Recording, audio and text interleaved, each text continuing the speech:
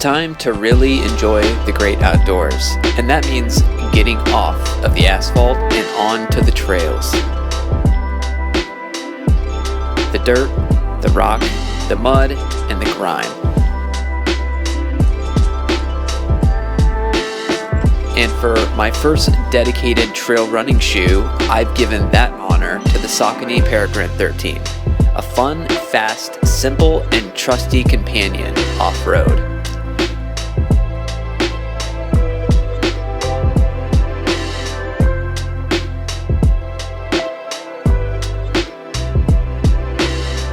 These are an average runner's thoughts.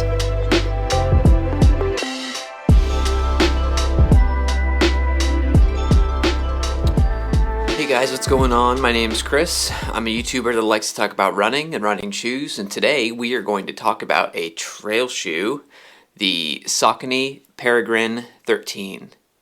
I wanted to get into trail running at the end of the last training block. So right after the Chicago Marathon, I was thinking that I wanted to start running on the trails.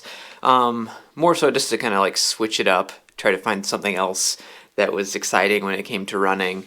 And I kind of had this like internal thought that if I was running on trails, that things were more technical, a lot more climb, and a lot of like rock, roots, mud, things like that. I might be able to confuse my legs a little bit and gain a little bit more strength going into the next marathon training block. And so I decided, hey, it's a good time to go ahead and take this lull in the training cycle, which is from October until, I want to say, like March. I really have nothing going on except just working on my form, my aerobic base. And so I thought, let's get some trail shoes, let's hit the trails. And that's what I did. And so the first trail shoe that I'm going to be talking about is the Peregrine 13. Before we get into that, though, I do want to go over a disclaimer. This is a shoe that I purchased with my own money. All of my thoughts and opinions are my own. No one has had any influence over what I'm about to tell you about the shoe or how I feel. Also, if you're new to the channel, please go ahead and hit that subscribe button, like the video. Please comment below. I love hearing from people. We're trying to grow the channel, trying to get as huge as possible. But I'll take what I can get for now. I really appreciate everybody that's subscribed already. We got to 500 subscribers last week. Pretty amazing feeling. Not something I thought would happen this quickly. So I'm super appreciative. I'm just an average guy, average runner with average thoughts, new thoughts on the sport, on running, on shoes. So I really appreciate everybody that's sticking around and watching the videos and being engaged. It means a lot. So let's go over some of the specs of the Peregrine 13. So in a men's size 9, it comes in at 9.5 ounces or 269 grams. It has a heel stack of 28 millimeters and a forefoot stack of 24 millimeters, giving it a drop of 4 millimeters. So I will say, like, this is, the first time that I've been running in a trail shoe, and so I wasn't really sure what to expect in terms of the differences between a road shoe and a trail shoe, other than the fact that it just has a lot more beefier materials to kind of put up with the wear and tear that you would see on a trail versus a road. And so all I kind of knew going into it was going to have a different feel in that way. The lugs on it were going to feel different underfoot, but I wasn't really sure what to expect. And I will say with this, you can't really tell that there's any sort of drop at all. It's a very flat shoe by design, and so no significant feeling when it comes to how the shoe felt in terms of any sort of drop or rocker. It basically just felt like I was wearing a normal walking shoe that had all the parts you would want to take it off roads into the mud and the dirt and the grime. That's kind of what the shoe felt like the first time I put it on. Some of the cool technology in this shoe would be the rock plate, which protects your feet from sharp rocks, from anything kind of anything rigid on the trail. And so it's got this green plate that you can see through these small slits on the outsole. And that plate is there to prevent anything sharp from getting up and under and into your foot, which is kind of nice, especially I feel like usually a few times a year, at least here in central Indiana, they kind of put new rock and new surface out. And a lot of the new rock is not crushed. It's large gravel, and sometimes it's pretty sharp. So it was nice having that protection underfoot. But that was kind of something that I noticed right away was, regardless of what I was running on, that pad, that plate made it feel pretty clean and comfortable and safe, which is kind of important when you're running on you're not sure what. You want to make sure that you're not about to step on something that's going to come through the shoe and stab your foot. So this does have the Power Run cushioning foam in the midsole, similar to a lot of their similar to a lot of their road running shoes. I will say that it's not super apparent. It's a pretty firm ride. You're not getting a lot of cushion, a lot of squish in this shoe. It's not uncomfortable by any means. It's not something that 3 or 4 miles in you're just wishing you had more foam underneath. But it just doesn't have like a springiness or a pop to it that you might feel in some of Saucony's other shoes. It does have 5mm lugs attached to the bottom of the shoe, and they are fantastic. You would obviously expect to have lugs on a trail shoe to keep grip in all those different terrains, mud, crushed gravel. Right now in central Indiana, everything's covered in wet leaves, so sometimes that can get pretty slippery out there.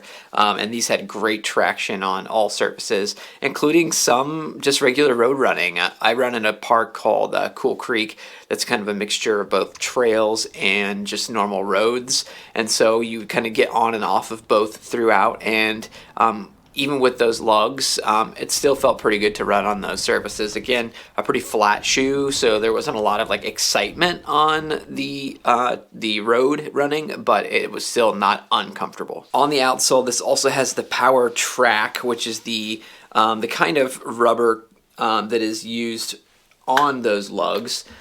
So it does create a non-slipping surface, and so I didn't run a whole lot after raining. I didn't run a whole lot in the morning when there was dew or frost melting, so I didn't notice any slipping anywhere, even on the roads. But if you look on those lugs, you can kind of see that scored texture, and it does offer a pretty secure, pretty grippy run. And the upper is, it says it's an updated reinforced upper. It definitely is a very lightweight, kind of like, it's reminding me of like camping material. And it's the most like flexible and clean upper that I can think of, compared to, I think like especially with the tongue on this shoe, the first shoe that came to mind was the New Balance SC Trainer V1 that has that like very flexible knit upper. The tongue is like that in this shoe. It is gusseted, and then the upper is pretty breathable. It was like a bright white or gray white when I got it. You can see now that it's got a lot of that dirt dust kind of caked into all of the openings on the shoe, but it's still a very breathable, very comfortable shoe. It's minimalistic on top, so there's not a whole lot of cushion aside from the heel collar, but again, pretty comfortable shoe. Very basic shoe for a road runner who is getting out there for the first time, and that's kind of what I was looking for. I was looking for a road shoe that didn't have tons of super aggressive technology, especially like for picking up paces. That's not what I'm going for right now. Right now I'm just going for something to confuse the legs and to get them moving a little differently for the first time, to try to work on some muscle groups that maybe I've never worked on before. So in terms of that, this shoe has the right amount of technology in it for that kind of effort. So what was it like to run in the Peregrine 13? I will say it was a great option for me, for someone that was getting into like trail running for the first time. Again, there's no frills here. This is a very basic running shoe, but that's kind of what I was looking for. And it delivered in every way. So I only took this on trail runs. I did not take it on like any normal road runs. I ran at, like I said, here in Central Indiana, I ran at Cool Creek Park, which is kind of like a big mile loop. Probably 75 to 80% of it is on trails, and then you do have to kind of get off to run on roads a little bit. And then I ran at Eagle Creek Reservoir, which is like a 7.5 mile trail loop, which is exclusively trail, a lot of climbing, a lot of technicality in certain areas. When you get out towards the water, there's a lot of rock. And then when you get off the water, there's a lot of just route climbing. There's a few boardwalks, but it's a great plethora of variety when it comes to trail running. And then I ran out at a park near Noblesville that had a lot of mostly just like crushed gravel. And the shoe was great. It's a very simple shoe, which is kind of what I was going for, but it was also comfortable for the most part. I was just trying to find a way to kind of get started in road running, and this was a great option for that. I didn't notice any hot spots or anything like that while running. In fact, I didn't really notice the shoe hardly at all while running. So sometimes that's a great thing. Sometimes if you just kind of forget what kind of shoe you're wearing because the run's just fun and smooth, then that's a great thing. And I think that the Peregrine 13 kind of felt like that on most of my runs. I think when you initially lace it up and you're walking around in it, it's kind of like putting on a soccer cleat or football cleat for the first time. But as soon as you're not in your kitchen or not in the parking lot anymore and you get into some soft terrain, it just feels like you're wearing a normal shoe. Those lugs, those 5mm lugs, are fantastic for all conditions. It's very grippy. It's very aggressive. I understand that that's what a trail shoe is supposed to offer. Just saying that this has that and it does it well and it's very comfortable. I was able to run my normal easy pace pretty efficiently in these shoes. So I run anywhere between like a 9:50 to 9-minute easy mile if I'm just like kind of setting it and forgetting it. And I was able to do that in this shoe. There were several times where I actually found myself running a little too fast in this shoe. But again, it kind of just morphs into your foot. You forget you're wearing it and you're able to just keep moving. I think on the second run that I had for the shoe, I had a pretty nasty wipeout where my toe got caught on a rock that was sticking up, and I just went straight down, just smacked the ground really hard. And it was pretty painful. But when I looked at the shoe, I didn't have any damage on the shoe. I just had a extremely sore kneecap that pretty much smacked a rock head on. And then I had cut my elbow and my right hand pretty bad. But I was able to get back up, finish the run. And I was never like, man, if I had a different shoe on, that would have never happened. Had nothing to do with the shoe, but it kind of reminded me that trail runs are they're more dangerous. There's more options, or there's more opportunity for getting hurt and wiping out. And a lot of people say, you're not a trail runner until you wipe out. And so I wiped out. I guess I'm a trail runner now. But I would say that this is a great option for anyone that is doing exactly what I did with this and is just trying to get started on running trails. I think you could easily like hike trails in this shoe too, for sure. But I think this is a great shoe for somebody that's trying to actually keep their running pace while getting off of the road and onto something a little different. It's a very simple shoe. It doesn't have like max cushion. It doesn't have a carbon plate. It's a very simple upper, and I think most people, when they put it on, will just feel like, okay, this is a great starting point, because it is. It's a great launching point shoe for people. And I know some like experienced trail runners will grab the shoe too. But if you're looking for like something that's poppy and snappy and energetic, it's probably not going to be the shoe. You're probably going to be looking at like Nike's top of the line trail running shoe. Even Saucony offers the endorphin version of the shoe that does have a plate. And so there are more options even within the Saucony lineup. And then I do have some like craft running shoes that I've done a review on my channel for those. Those do have some pretty aggressive lugs for a trail, or it's actually a road shoe, but I do think that would be a shoe that I could take off onto the trails, and I might give that a go here soon. This shoe comes in at 1 $39.95. That's its normal price. It has been on sale a few times, and I picked it up on sale. But I would say that $139.95 price tag is really right where this should be priced. It's not too much. It actually feels like, compared to a running shoe that would be like a road shoe that's $139, it feels like there's more material here. Like there's more variety, and like it should be priced a little higher, but it's not.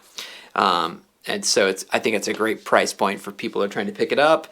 Again, I got this at Running Warehouse, and I think I got mine on sale for like $99. It was a great price. So anyways, guys, those are my thoughts on the Saucony Peregrine 13, my first trail running shoe. I do plan on doing trail running shoe reviews from time to time as well. Like I said, as I'm using this downtime to kind of get a little stronger in the legs and work on that aerobic base by doing a lot of climbing. So anyways, guys, thanks so much for coming back, watching this review. I've got a couple of shoes coming up that I'm excited to review and talk about. Again, thanks for coming back. Please consider liking and subscribing. We'll have more videos coming up in the future. Hope you're having fun out there. Stay healthy, stay hydrated. Catch you on the flip side.